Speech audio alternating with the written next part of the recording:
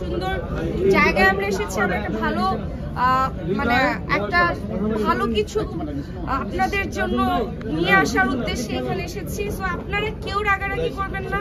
Interview please সবাই পাবেন, যার যে প্রশ্ন সবাই করবেন, কিন্তু আশা করব যা প্রশ্ন করবেন আজকে নাজাত নিয়ে করবেন।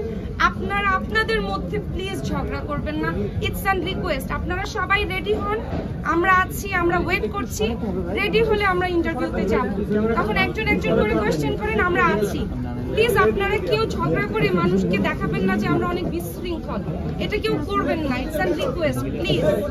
চলেন স্টার্ট করি, বিসমিল্লাহ করি, চলেন। জি বিসমিল্লাহির রহমানির রহিম।